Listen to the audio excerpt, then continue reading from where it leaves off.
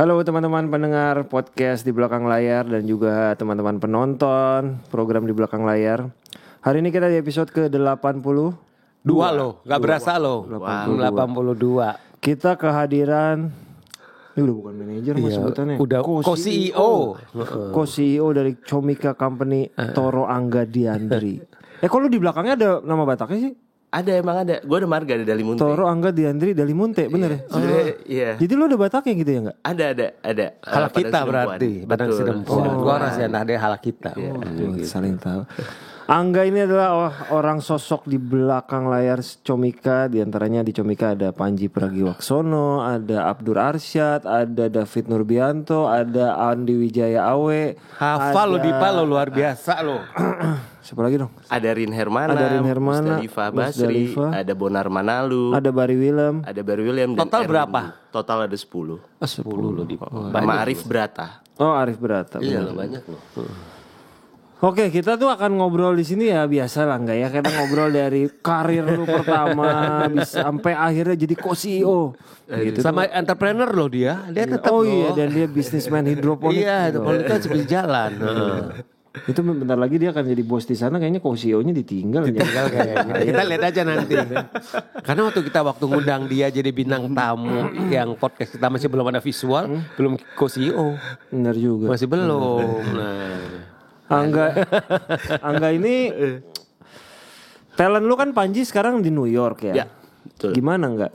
Koordinasi masih gampang New York Jakarta. Jamnya beda dong ya? Jamnya beda, tapi di awal kesepakatannya adalah yaudah kita komunikasi aja. Maksudnya jam berapapun kita komunikasi, balasnya juga disesuaikan aja gitu.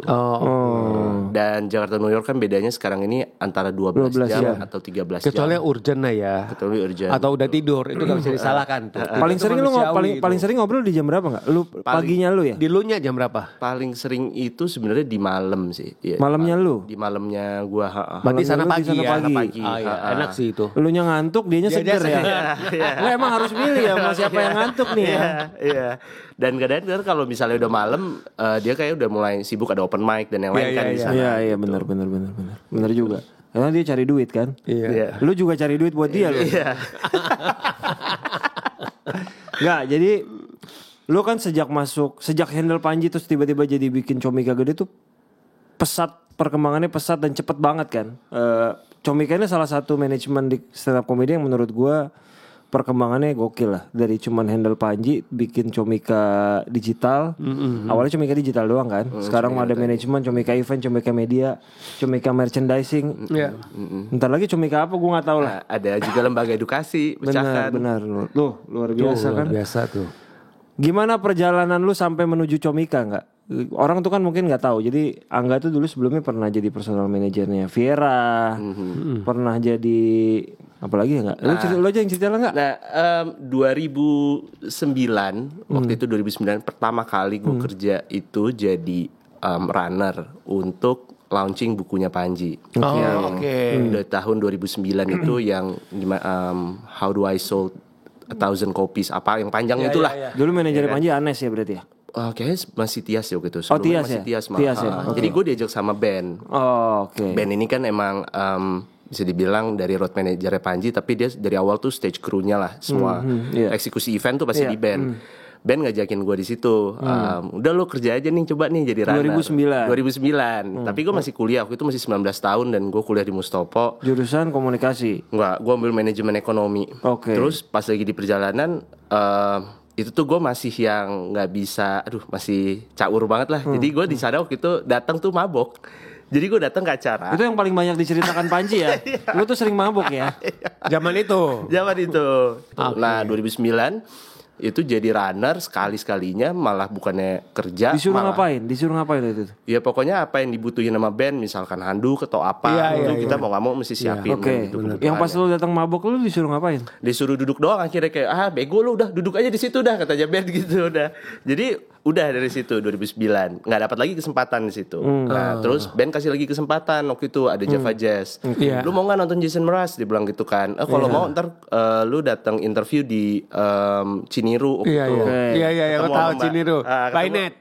Enggak. Gua sama Mbak Lili waktu itu. Mbak Lili tahu.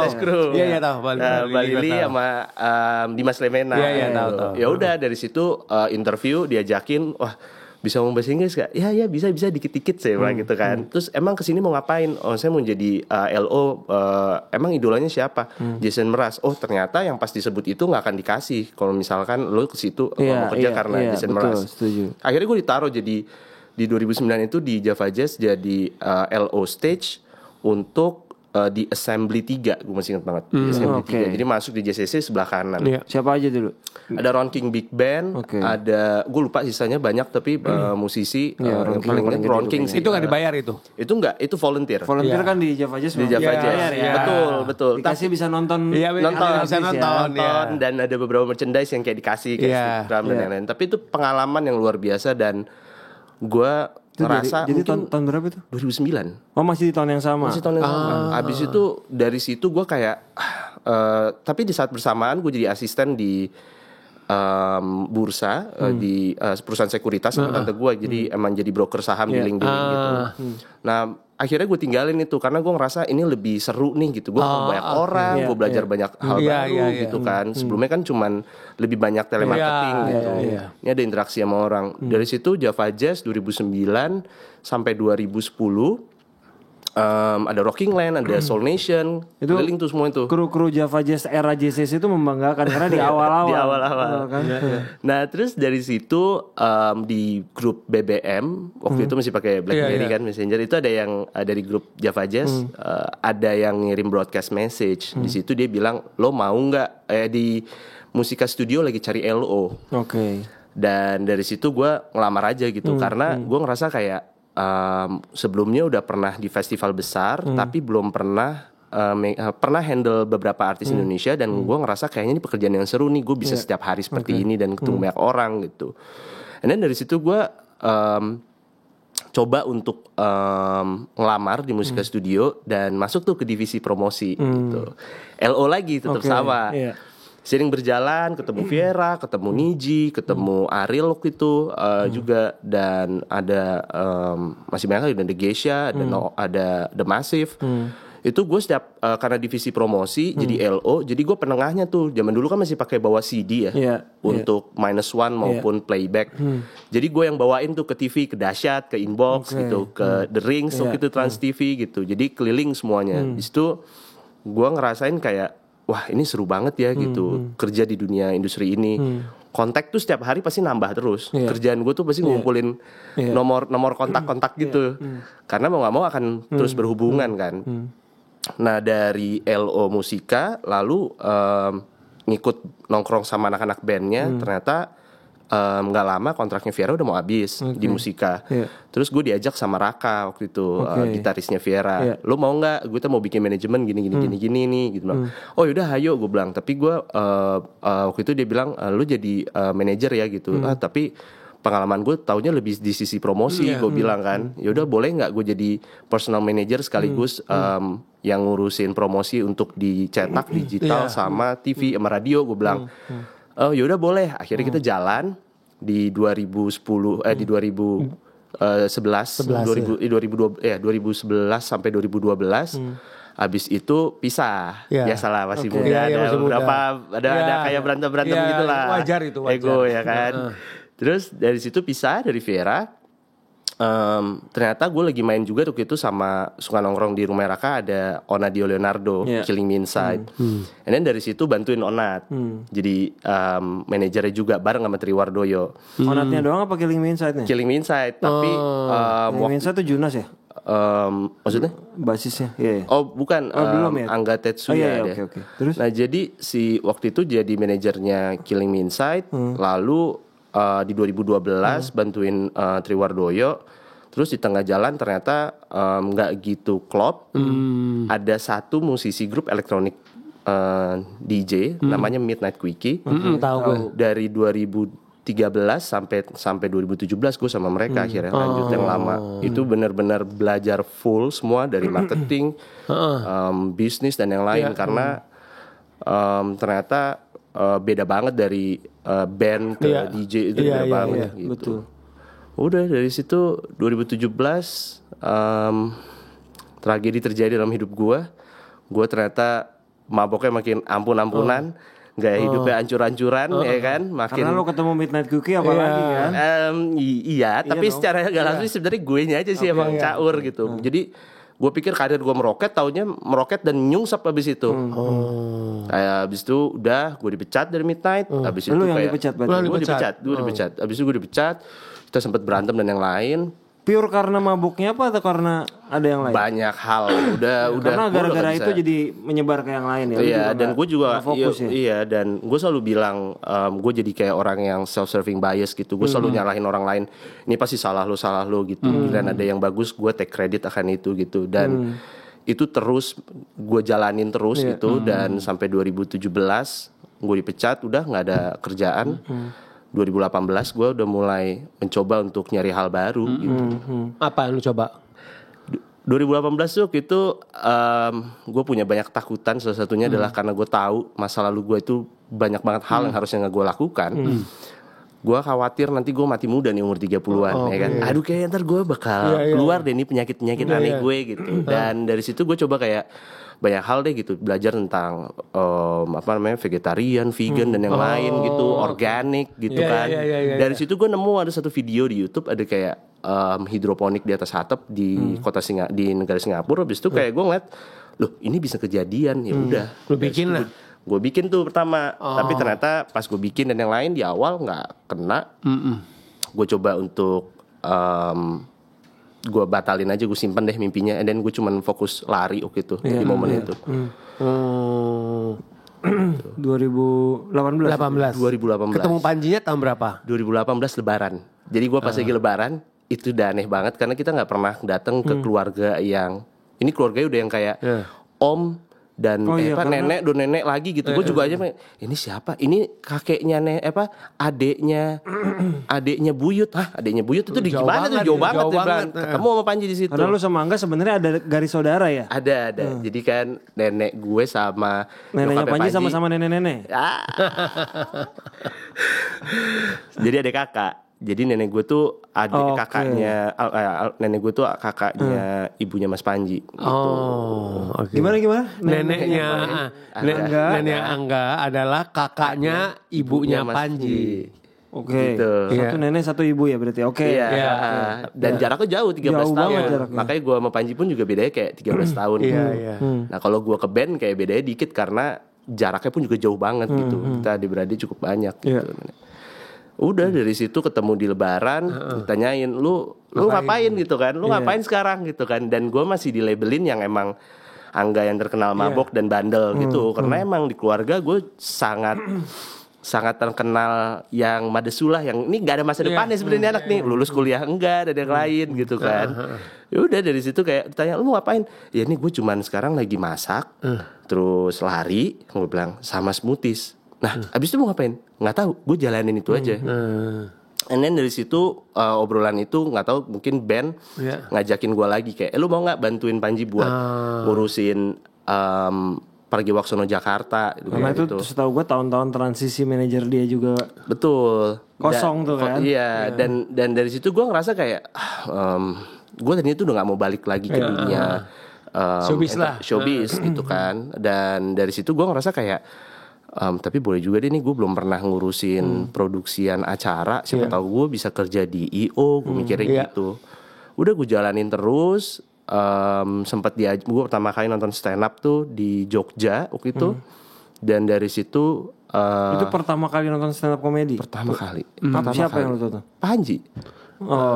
Pernah sebelumnya waktu itu final Suci 1. Waktu itu gue bawa Niji soalnya di Usmar Ismail. Tapi yang benar-benar gue nonton stand up comedy special gitu, itu baru Panji tuh. Gue sampai bingung, ini kok bisa 3,5 jam orang ngomong di atas panggung, gue bilang gitu kan. Menikmati itu. Iya, dan gue ngerasa kayak, oh ini kayak gini tuh stand up comedy special gitu. Dan dari situ gue jalanin terus. Kita ke Denpasar dan nggak tahu, mungkin ternyata sering berjalan dia lagi pantau gue deh kayaknya gitu kan. Ini anak ini udah benar belum sih kayak gitu kan. Dan dilihat juga kinerjanya gimana dan yang lain gitu. Sampai-sampai di Februari diajakin dia lagi cari manajer, ternyata gue baru tahu gitu kan. 2019 itu Februari. Udah di situ ditawarin jadi manajer, gue bilang gue mau, tapi gue maunya jadi lebih ke bisnis, gue bilang. Dan dari situ jalan sampai sekarang. Berarti 9, 10, 2 tahun keempat tahun ini. Tahun keempat. Masuk tahun keempat. Waktu pertama lo bergabung berarti benar-benar dimintanya pure handle Panji aja awalnya. Betul. Awalnya handle Panji aja, terus habis itu nggak lama Awe dan Bari on board, Gamila juga waktu itu di Comika Management itu 2019. Gimana akhirnya lo kan ikut dalam perkembangan Comika yang awalnya cuma Comika Management dan Comika Digital kan awalnya. Sekarang sebesar ini. Betul. Apa sebenarnya mimpinya lu bersama teman-teman Comika perusahaan ya, bukan sampai bikin segede ini? Sebenarnya sih kalau misalnya dibilang Comika ini sebenarnya lagi ngebangun industri stand up comedy gitu. Oleh karena itu nggak bisa hanya talent management aja, perlu dibangun juga ada promotor sama event. Habis itu dibangun juga adanya platform digital karena 3 itu tadinya dari talentnya dibentuk personal brandingnya, lalu habis itu dibikinin acara, dari situ acaranya ternyata masih bisa diamplifikasi lagi lewat bentuk konten digital gitu. Nah tadinya dari 3 itu, terus lama-kelamaan ada merchandise, habis itu ada media karena kita butuh publisitas, karena media sekarang juga udah jarang sekali mau mempublikasikan prestasi maupun cerita gitu. Iya, kalaupun komika pasti milih-milih komika yang mana yang dipromosikan. Betul. Dan biasanya kan lebih banyak bisa dibilang ya tragedi ya. Yang negatif yang negatif lah, dibanding positif gitu. Dan yaudah kita bikin namanya medianya namanya Comika Media gitu. Terus juga ada merchandising, kami bikin namanya Physical gitu, karena anak-anak juga sambil bareng-bareng kita belajar bisnis nih gitu kan, jualan karena kan selain dia melakukan personal branding mesti ngebangun juga gitu, belajarin jualan ke para penikmat karyanya gitu dari hal yang kecil. Lalu terakhir ada namanya Pecahkan ini adalah lembaga edukasi gitu, lembaga edukasi yang belajar stand up, betul, belajar untuk jadi stand up comedy atau misalnya MC, public speaking. Tapi yang ngebedain adalah kita selalu naro ada lucunya gitu, itu yang membedakan gitu. Itu udah mulai jalan? Sudah mulai jalan. Bukunya udah ada yang Pecahkan, kemarin rilis di tahun 2020 Desember. Dan ternyata tuh buku lebih laris tuh buku ketimbang buku-buku Panji yang sebelumnya gitu. Jadi ternyata antusiasme orang ingin belajar stand up comedy itu gede banget gitu, besar sekali gitu. Jadi menurut lo peluang antara stand up comedy sama bisnis tuh sebenarnya besar banget ya. Makanya Comika segede ini bikinnya loh, maksud gue. Iya, masih besar banget gitu. Dan mungkin Panji kemarin udah bikin acara 5.000 di JCC gitu. Sedangkan kan masih banyak banget gitu marketnya yang masih belum dibuka gitu. Karena ngeliatnya juga gue setiap orang datang, apalagi sekarang udah ada markas ya, kami Pak selalu nanya udah berapa kali nonton stand up comedy secara langsung gitu. Karena gue aja baru tahun 2019 gitu, dan Mas Sulung aja baru jarang nonton. Pas kemarin kalau nggak salah tim lu aja banyak yang baru nonton. Iya, baru nonton juga. Itu kan. Nah jadi kayak ngerasanya banyak mereka udah nonton tapi digital gitu, lewat YouTube. Iya gitu betul. Kan. Belum yang duduk secara langsung. Belum yang offline kayak offline, gitu. Sedangkan kan beda banget ya di YouTube sama di offline. Iya. Nah lu kamu rencananya tahun ini akan ada bikin nggak stand up comedian yang offline kayak gitu? Ada banyak banget sekarang di Comika. Di Desember di bulan Agustus ini, Agustus sampai September itu aja ada 10 kotanya untuk komedi menoi nasional, stand up komedinya Panji yang ke-7 yang tertunda terus dari 2020. Nah ini udah tinggal beberapa hari lagi nih gitu kan. Istora kan betul. Dan juga banyak juga ada Oki sama Lolo gitu. Abdur juga mau bikin stand up comedy special tahun ini rencananya. Terus juga ada Arif Brata gitu, semuanya Awe offline, juga, semuanya offline gitu. Dan banyak banget, kita ada lebih dari 40 acara tahun ini untuk di Q3, Q4 gitu. Dan yang paling terbesar yang di JCC nanti yang di Istora 7.300 di Desember. Bulan apa itu? 4 Desember. 4 Desember Panji. Minggu, Panji. Penutupnya Komoi Domenoi. Iya. Gue selalu salah nyebutnya. Komoi Domenoi. Objek tertawaan. Oke. Kalau kita bahas Panji ya Mas. Panji itu kan sempat bukan kontroversial, viralnya kan ketika dia ke politik lah. Itu lu udah megang belum sih waktu itu? Belum, tapi gue selalu dengar dari tim yang sebelumnya seperti itu. Ketika lu bergabung kan pasti impact sisa-sisanya masih ada ya? Ada, tapi gue coba untuk fokus sama yang mau aja. Gitu. Karena pas di awal gue tahu itu, tapi ternyata seiring berjalan keadaannya tuh beda banget gitu. Dan gue cuman tanya waktu itu sama Panji kayak, Mas Panji terserah mau bikin konten apapun, yang penting tetap relevan dan aktif di YouTube dan di Instagram, saya bilang gitu. Karena pada saat masuk pun, pas di bulan pertama masuk, itu ternyata pekerjaannya cukup, yang masuk ya cukup ramai gitu. Makanya saya ngeliatnya kayak, kok beda banget ya gitu. Karena sebelumnya tuh dapat wejangan tuh kayak, iya ntar susah dan yang lain gitu. Tapi ternyata pada saat ganti tim, atmosfernya berubah. Lalu habis itu kayak, ya udah saya dan Panji sama-sama percaya gitu kan. Yaudah yuk kita jalanin yuk gitu. Karena kami berdua ada banyak misi yang sama gitu. Saya juga waktu itu ugal-ugalan, punya banyak utang. Jadi saya pengen beresin nih gitu kan. Jadi udah fokus kerja aja, udah nggak main-main lagi gitu. Tapi lu sendiri kalau Panji masih main politik, sebagai manajer mendukung, melarang atau gimana? Kalau gue tahu sih sekarang udah gue sempat nanya waktu itu, emang mau maju, dia bilang gitu. Enggak, dia bilang gitu. Oh ya udah gitu. Tapi kalau enggak mendukung orang deh, kayak dulu. Itu kan mendukung itu kan kadang-kadang impact ke pekerjaan. Iya. Betul. Sebenarnya sih sekarang balik lagi keputusannya di dia. Kita cuma bisa kasih advice, nanti call-nya ada di Panji gitu. Tapi kemarinnya juga masih bikin secara langsung ada video review kan. Review gitu. Jadi udah beda banget sih. Mungkin yang ngebedain juga dari sisi netizen maupun masyarakatnya sendiri pun juga ada beda ya. Yang dulu banget tuh mungkin emang gontok-gontokan banget ya. Yang sekarang tuh udah jauh lebih dewasa sih. Lebih cair sih. Lebih cair, betul. Iya.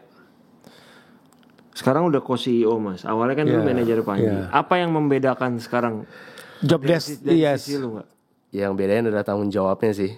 Dan ngelihat tanggung jawabnya tuh kayak ngerasa ini gue udah bukan hanya mikirin Panji secara bisnis gitu kan. Ini udah mesti mikirinnya performa perusahaan gitu.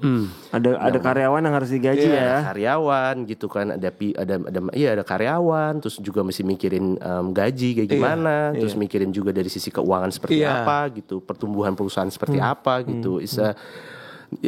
Itu apa ya?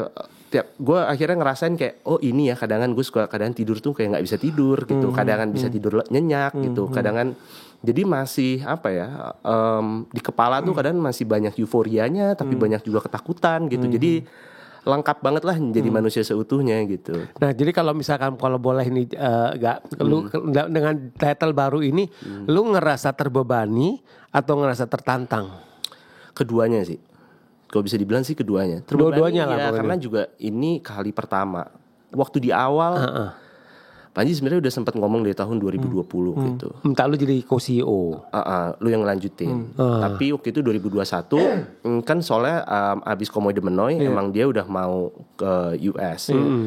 Terus abis itu pandemi kan datang. Akhirnya kita tunda 2021. Jadi 2021 secara nggak langsung tuh gue udah mulai ikut ke semua meeting perusahaan weekly maupun di weekly monthly kayak gitu. Karena udah mulai sambil belajar juga ngeliat gitu. Dan di 2021 di terakhir-terakhir tuh gue sempet ditanyain lagi kayak lu mau apa enggak, dibilang gitu. And then dari situ gue nggak tahu sama sekali gitu. Maksudnya kayak gue tuh orang yang takut gagal. Gue pernah gagal, gue takut banget gagal. Mungkin gue jadi manajernya Panji nggak takut karena gue udah pernah sebelumnya. Yang bedain hanya keseniannya gitu dan orangnya tentunya. Tapi untuk jabatan ini setinggi ini gue benar-benar kayak ini gimana gitu. Dan banyak banget yang gue kayak ketakutannya tuh jauh luar biasa gitu. Dan akhirnya gue coba untuk jalanin kayak gue tanya sama temen gue, ini gue mau diangkat, apa yang harus gue lakukan? Gue bilang gitu, first thing first apa? Terus dia bilang, ya lu mesti ketemu sama semua karyawan dan talentnya gitu. Lu ngobrol 30 menit sampai 40 menit, ntar lu dari situ lu bisa ngelihat apa yang mereka rasakan. Dari situ lu catet dan lu tahu apa yang harus lu kerjakan duluan gitu dari semua permasalahan itu. And then dari situ gue ketemu dan akhirnya di bulan Desember gue bilang di bulan Januari, maksudnya Januari itu baru gue bilang gue oke, hayo gue siap, tapi gue juga bilang gue sambil belajar ya gitu. Dan tentunya gue juga gue takutnya ekspektasi tinggi gitu. Tapi ternyata gue bersyukur gue dapat 2 mentor gitu, ada Panji Pragiwaksono dan juga Ramya Prachna gitu yang selalu mentorin gue gitu. Jadi lu baru startnya jadi co-CEO itu Januari 2022 berarti? Iya, tepatnya Januari ya. Gue lihat kok, gue nonton lagi video presentnya lu co-CEO. Ya di-upload, maksud gue gak tonton. Iya. Tapi ketika keputusan akhirnya lu iyakan, kan kalau diiyakan lu jadi co-CEO ya. Tapi ditinggalin sama CEO-nya. Iya. Gimana rasanya lu akhirnya walaupun ada sosoknya tapi kan jauh ya. Jadi kan banyak keputusan pasti mau nggak mau ada yang harus bisa lu putusin sendiri gitu. Ya kita bagi tugas sih jadinya. Dari awal emang itu kesepakatannya gitu. Dan ngejalanin berdua sih jauh lebih mungkin kalau gue langsung ditinggal bener-bener gue khawatir mungkin akan sering sekali saya bikin banyak kesalahan gitu. Tapi dengan dibimbing dan dikasih tahu lah batasan-batasannya, dari situ ya mencoba untuk supaya gue kesalahannya tuh nggak sefatal itu. Jadi yang lu ngurusin itu jadi part lu itu tanggung jawab lu itu adalah apa aja? Bisa as a co-CEO. As a co-CEO bisa dibilang hampir semuanya sih. Oke, hampir semuanya gitu. Karena kan ini hitungannya startup ya. Iya. Beda banget kalau mungkin udah perusahaannya udah mature, all the system udah jalan, ya kan udah jauh lebih bisa dibilang lebih simpel gitu. Tapi kalau ini kan enggak, ini kita lagi ngebangun dan berbenah gitu. Jadi banyak hal yang memang bisa dibilang waktu itu tuh belum rapi gitu. Jadi ya satu persatu. Jadi dia rapiin satu-satu ya, kayak kontrak karya kayak kepegawaian gitu kan, finansial dan yang lain gitu. Tapi bikin proyeksi gitu. Benar-benar yang tadinya gue skalanya hanya Comika Management, sekarang jadi skalanya perusahaan gitu. Yang mana ada 7 divisi atau 7 unit yang rencananya itu yang harus ditumbuh kembangkan gitu. Apa tapi goalsnya Comika ke depan? Kan kalau beberapa startup IPO, apakah ke arah sana juga? Sebenarnya sih tujuannya adalah membuat Comika hidup dari karya ya. Ini itu visi dari perusahaan tuh itu. Comika hidup dari karya, khususnya stand up comedy gitu. Gimana caranya para talent selalu semangat untuk membuat stand up comedy spesial setiap tahunnya gitu kan. Dan nggak apa-apa mereka ngejalanin yang lain gitu, misalnya bikin konten, film dan yang lain, podcast dan yang lain. Tapi harapannya adalah waktu di awal masuk Comika, ingatnya adalah diminta untuk kayak terus berkarya stand up comedy spesialnya gitu. Oke. Lu bertiga tuh pembagiannya, kalau Rama ngurus apa? Rama sebagai komisaris. Oh, komisaris ya. Panji komisaris sekaligus co-CEO. Co-CEO. Panji co-CEO-nya jadi 2. Kalau ada 2 orang jadi CEO, jadi dua-duanya co gitu. Jadi Panji juga co juga. Co-CEO. Oke. Rama itu adalah komisaris. Rama siapa? Ramya Prachna. Sekaligus co-CEO dari Think Web. Iya. Oke. Sahabatnya Panji dari dari kuliah. Iya, zaman gua ngantor agensi gua Think Web sama dia lah gitu. Oke. Nah, beliau on board waktu itu di tahun 2019. Full. Iya, jadi komisaris. Makanya perusahaan itu jadi thriving, dikasih tahu ini mesti ada target, tujuannya apa dan yang lain gitu, di setup bisnisnya bareng. Gitu. Nggak, dengan kesibukan lu sekarang nggak sebagai co-CEO itu bagaimana dengan usaha itu? Hidroponik. Yang hidroponiknya juga makin serius sebenarnya loh. Tahun ini nih kalau bisa dibilang gue nggak gitu serius malah untuk tahun lalu yang lu serius sih memang berasa sih. 2020 2021 tuh gue serius. Karena tahun lalu belum co-CEO ya. Nah, terus tahun ini gimana? Iya, tahun ini sih sebenarnya hitungannya masih sama, masih di tahun yang bisa dibilang trial and error. gue tuh dari kecil suka banget main game. Dan dari game online kayak Ragnarok, Dota kayak gitu. Dan jadinya ibu kita nih jadi tempat gue melakukan eksperimen atau gue nyoba-nyobain sesuatu gitu. Nah tahun ini nih fokusnya hanya di branding sama storytelling aja untuk di ibu kitanya gitu. Sambil persiapan untuk di tahun depannya baru udah mulai dibangun gitu untuk skala yang lebih besar. Sekarang dengan kesibukan lo ada yang ngurusin juga lah day to day-nya. Ada day to day selalu ada. Emang dari 2020 gue ada asisten petani dan juga ada asisten untuk yang ngurusin pembelian gitu. Karena dua delivery juga kan. Betul. Karena dua itu yang paling kompleks gitu bisa dibilang. Handle klien, handle customer, ya kan pastiin barangnya nyampe, jangan sampai kesalahan pengiriman gitu. And then ada 2 orang itu. Sisanya sih monitoringnya lebih banyak di WhatsApp. Kadang-kadang gue juga datang ke kebun karena jaraknya juga masih dekat ya dari rumah. Gitu. Mungkin kalau mengcombine simpelnya kan gini Mas. Kalau misalnya kita punya coffee shop, kita punya restoran, tapi punya manajemen, masa sih nggak brand ambassador atau yang ngepromosin adalah talent kita. Apakah lo menggunakan pendekatan seperti itu? Jadi kayak talent gue bisa nih buat promoin ibu kita. Gitu. Enggak sih, enggak coba enggak dulu sih gitu. Enggak sih. Jadi gue pisah dulu, tapi kalaupun mau kasih tapi gue nggak kayak tolong post ya gitu. Atau minta mereka menjadi face atau ambassador itu enggak ya? Enggak. Padahal hal itu mungkin sekali lo lakukan kan? Mungkin sekali. Iya dengan power dia dan dengan jabatannya sebagai co-CEO. Tapi enggak sih, karena emang kadang kan ya nggak mau dicampur adukin lah gitu. Gitu. Talent lu Comika Management berarti sekarang ada 10. Ada 10. Tahun ini ada tambahan nggak? Tahun ini belum. Gue mau belajar dari HHA. Onboardnya ini Januari aja. Ya kan? Jadi awal tahun ya. Awal tahun. Kalau dari Comika biasanya kalau ngerekrut talent apa yang lu pertimbangkan? Kriterianya.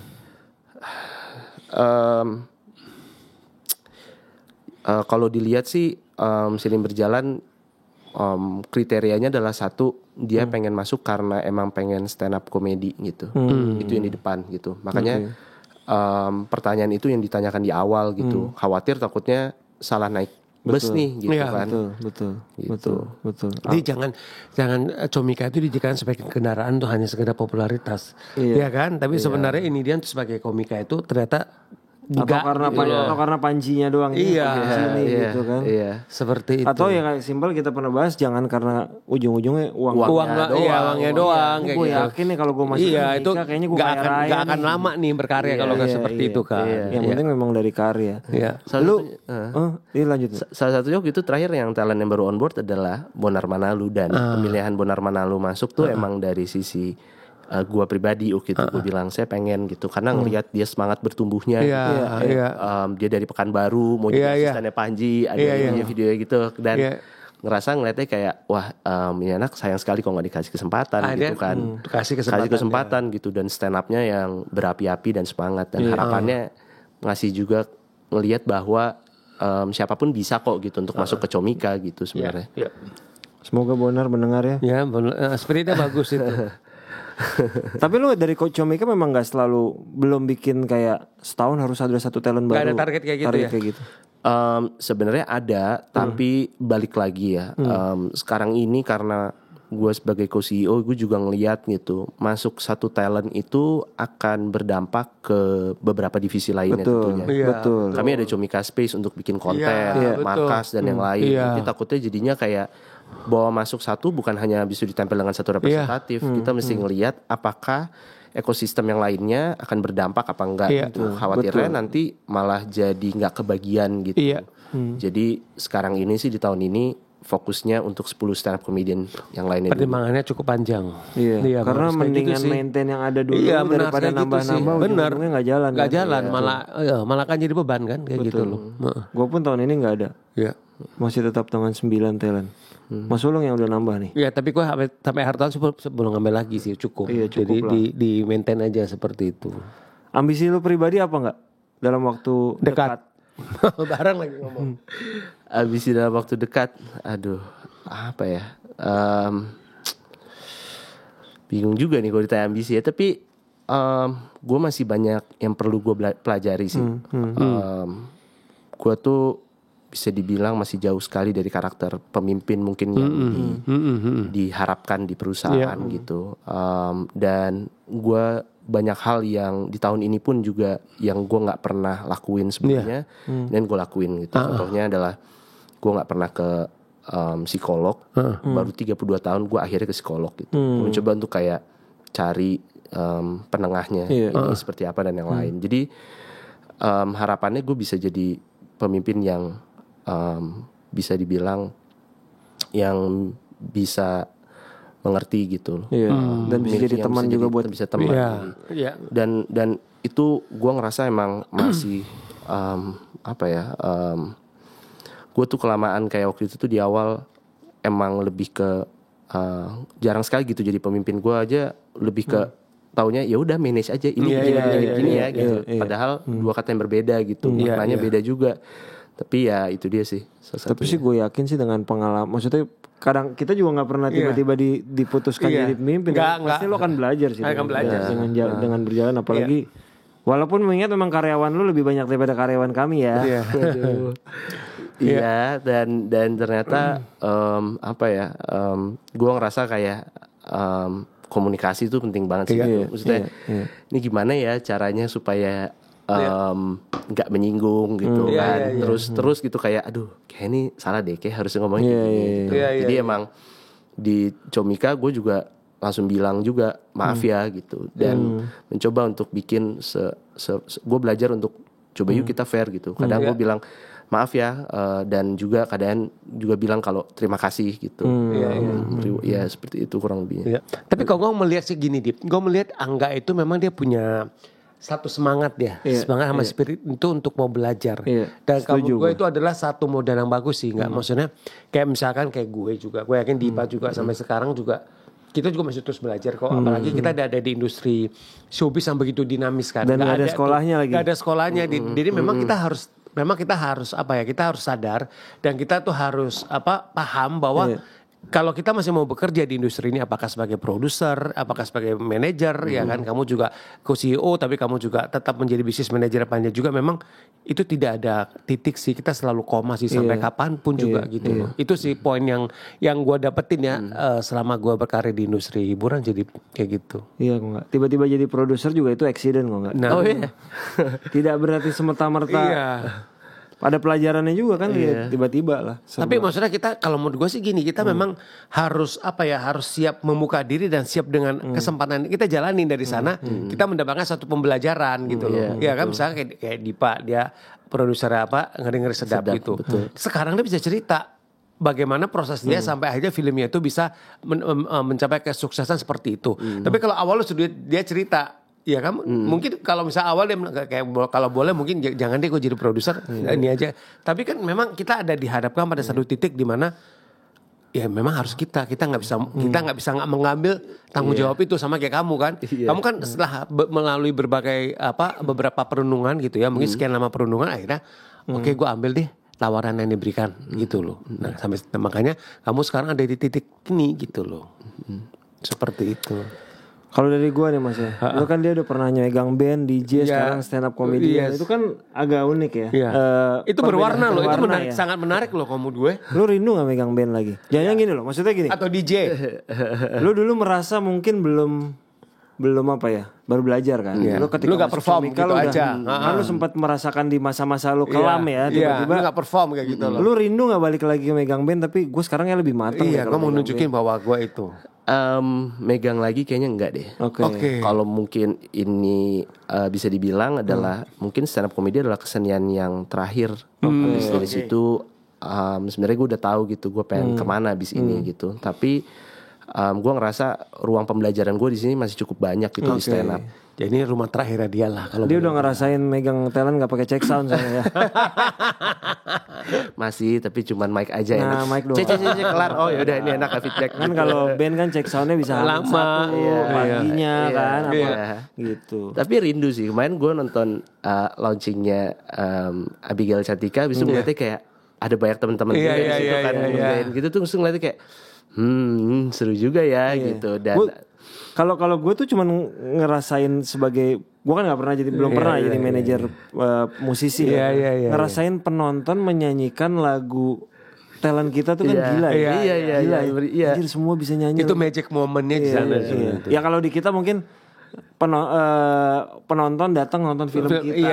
Iya. Dan kemudian memberikan apresiasi yang bagus setelah menonton. Iya, itu aja sih memang ada rasa yang berbeda aja. Iya. Angga, thank you kalau dari gue ya, sudah datang di sama-sama. Ini yang kedua kali lo Angga hadir. Makasih luar biasa. Semoga co-CEO company, bentar lagi siapa tuh nggak jadi CEO lagi. Nanti kita tahun depan ngundang dia udah CEO. Angga jadi komisaris, Panji jadi komisaris. Angga jadi CEO. Gitu. Amin. Semoga lancar. Kapan-kapan kita main. Lu belum pernah main? Belum. Kapan nanti ke kata stage-nya segala. Oke. Gitu. Thank you. Sehat-sehat. Thank you Salam buat Angga. teman-teman di Comika. Salam buat Terima kasih. Teman-teman, terima kasih buat sudah dengerin dan nonton di episode ke-82 ini ya gitu. Thank you Dita sebagai produser, thank you Jamal. Terima kasih teman-teman semuanya. Kita ketemu lagi di episode ke 83 dan seterusnya sampai episode 100. Sampai jumpa. Terima kasih.